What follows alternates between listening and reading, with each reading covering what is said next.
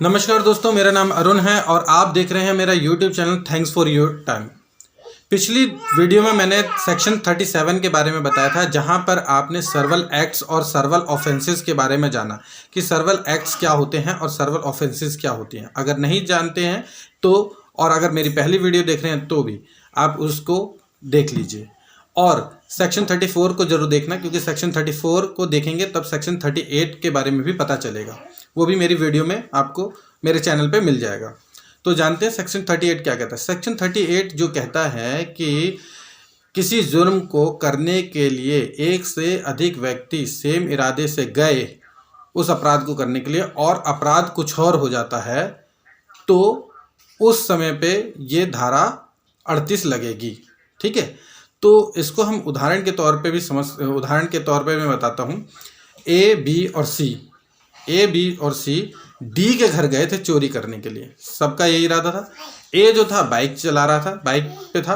B उसके जो सी अंदर चोरी करने गया था, तो बी बाहर निगरानी कर रहा था। लेकिन जब सी चोरी कर रहा था तो किसी कारणवश उसने डी की हत्या कर दी, जो ए और बी को नहीं मालूम। तो यहाँ पे पनिशमेंट टू मर्डर सी होगा। ए और बी को चोरी के लिए आपराधिक माना जाएगा और धारा 37 यहाँ पे लगेगी। दूसरा उदाहरण बताता हूँ।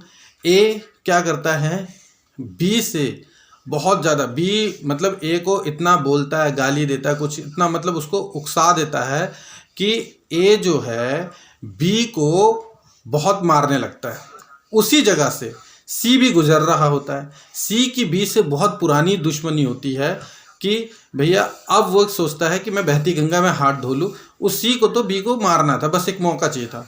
अब क्या है, सी भी उसको बी को मारने लगता है, जिस वजह से हत्या हो जाती है।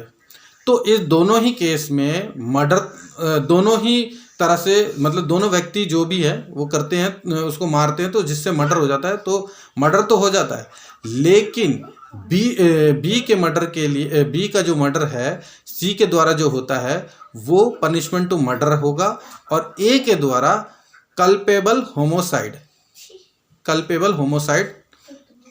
माना जाएगा। मतलब कि उसकी इंटेंशन ये नहीं थी ए की कि उसको जान से मारे, लेकिन वो मर जाता है। दूसरी, ए ने सी को बुलाया नहीं कि तू आ मेरे साथ इसको मार, ऐसा भी नहीं था।